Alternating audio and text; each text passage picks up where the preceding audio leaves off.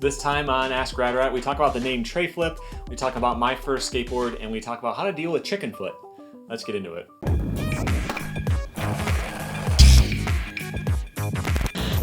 Welcome back to Rad Rat video channel where you can learn new things about skateboarding fairly often. I got a few questions for you. These are all from radratvideo.com. I think maybe one of them was from Twitter. You can submit questions either there, Instagram, or Twitter. I'm most likely to see the ones from the website quickest. But I got a few of them for you today. First one is from Will, who asks, what is the origin of the name Tre-Flip? Does it derive from 360 flip to 3-flip to tri-flip to Tre-Flip? Maybe. This is one of the most commonly asked questions, and I've never really had an answer for it, but I thought I would address it in some way. So the way that you're thinking might be right. Tri-flip into Tre. I think, though, it's just fake French. I got decent at French. I learned in school. I took a few years of it, but I studied it pretty seriously for a few years after school as well. And I got to a point where I can read a book in French.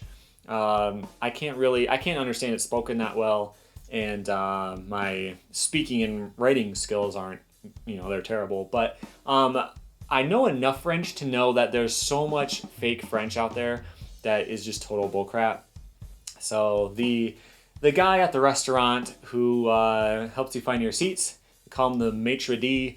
In French, that means master. That's it. It's master of, but it's only half of the word of because it's got an apostrophe to mix into the next word, but there is no next word. We're just cutting like an abbreviation. And like we just have the most weird fake French in English that you could ever imagine. But French does the same thing. So in English, if you have fake fur coat, you would call it faux fur because faux sounds better than false because it's in French. But in France, they call it fausse. Instead of saying faux, they use the English word false because it sounds better.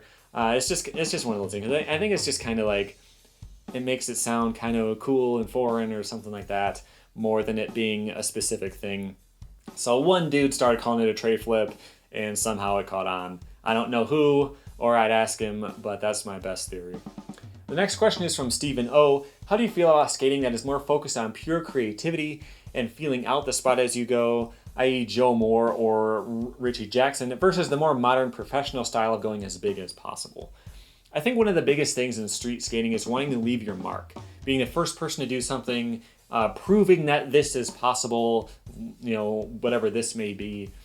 Kick flipping down that set that no one's ever done before, that type of thing. Being the first one to do something is a big draw. And with how crazy skateboarding has gotten these days, most people are never going to be the first to do anything in particular. You're not going to be the first guy to do this trick. Chances are everything that you are capable of doing has been invented. You're not going to be the first guy to do this trick downstairs. Probably already been done. But you still have that urge to want to leave your mark on something. And so for most people, I would say it's just being the first to do this trick at that spot. No one that I know has ever kickflipped down that 3-set behind the school. I'm going to be the first one to do it. I'm going to prove it's possible. I'm going to conquer that spot, and it's going to be mine.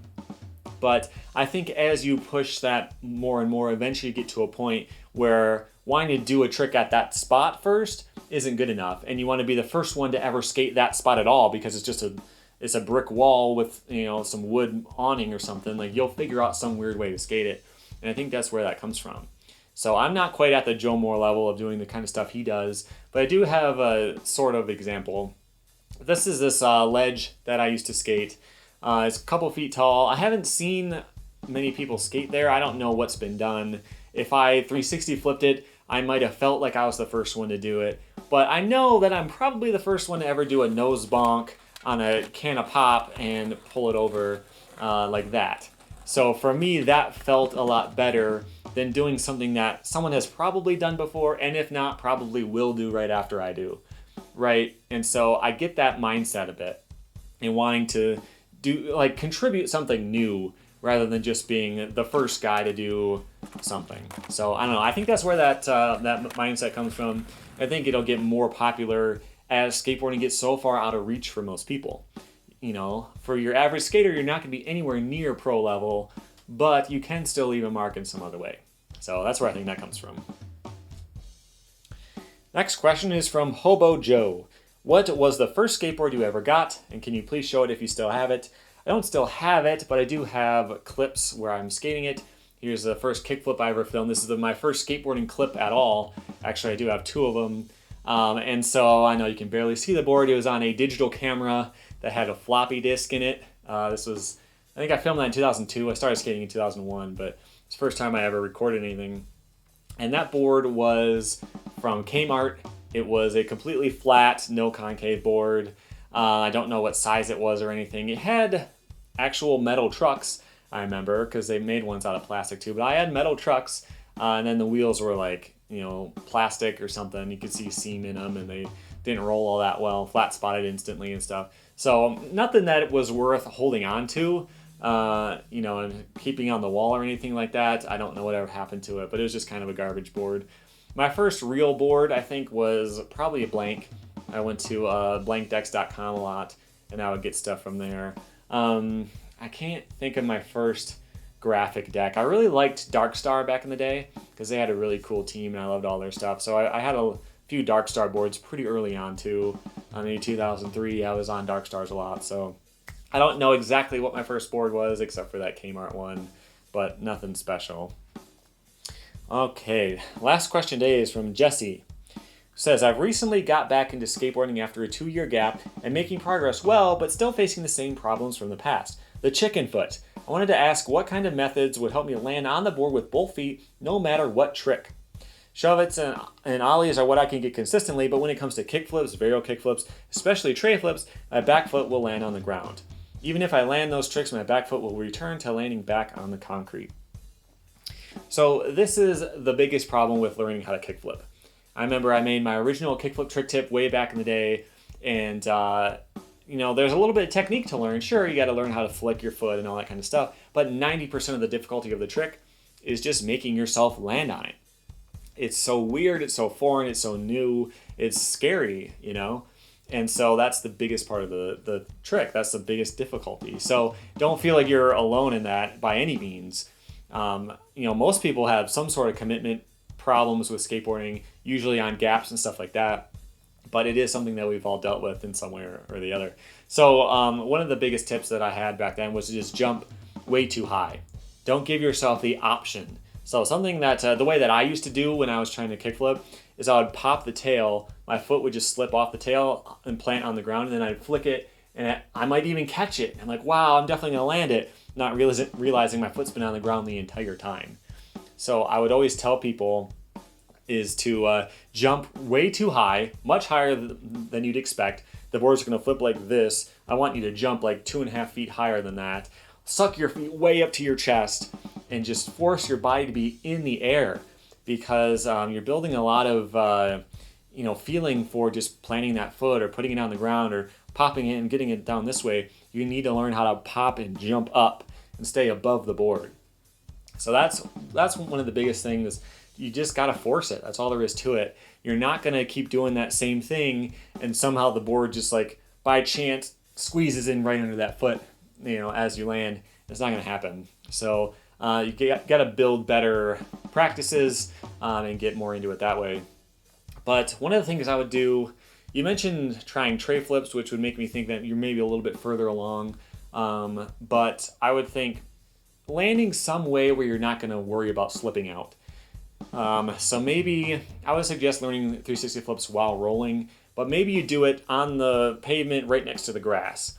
And so, Tre-Flips will transfer forward. So you do the trick, you're going to land in the grass. You're not going to actually roll away, but you're not going to slip out. You're not going to do the splits. You're not going to have anything crazy happen. It's soft grass. You're not going to get hurt. So you can get used to committing to the trick and landing on it every time. You're probably going to step off because you're stopping dead, but you'll get used to doing that, and you'll get to a point where you know what the board should look like at any point in the trick. So you'll get to a point where the board should be upside down here. It should be starting to come around. If it's not, I bail out, and that's fine. But you'll know when to bail out instead of just doing it by default. So I was thinking about me versus the guy I used to skate with all the time are the way that we would commit to tricks or not. So let's say we're both trying to kickflip over like a deck or something like that. Me, I would take 10 tries.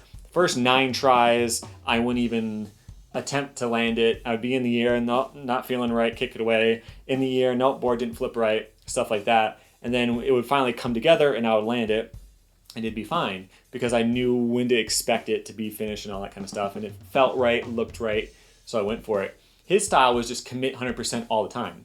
So he might land it quicker than me, but he'd also get hurt a few times, you know? So he would commit even if the board was upside down and there's no chance of landing it. 100% commitment all the time.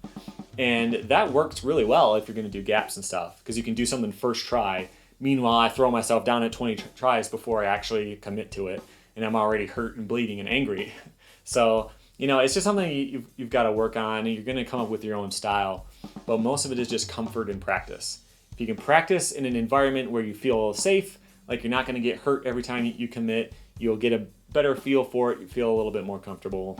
But just try to get to rolling and landing away as quickly as you can, because you don't want to build, you know, like say you're landing in the grass, you know that the board's going to stop and you're going to have to step off it. So you might get to a point where you're used to landing, leaning way back so that you can absorb that better, you know? And then once you take that to pavement, you're gonna be landing and slipping out every time. So be careful trying to do stuff like that. Don't do it too long, but that might help you get over the hurdle of not being able to commit to tricks. So hopefully that helps. For anyone out there struggling with Chickenfoot, if you finally conquered it, post your comments and your victories in that in the comment section. Hopefully that'll help them out as well. But that's it for this time. If you have any more questions, go to radratvideo.com and submit them there. Until then, until my next video, here's some more stuff you can check out. Make sure you tap my logo right there on the screen to subscribe, and that way you can keep up with the channel. And thank you for watching.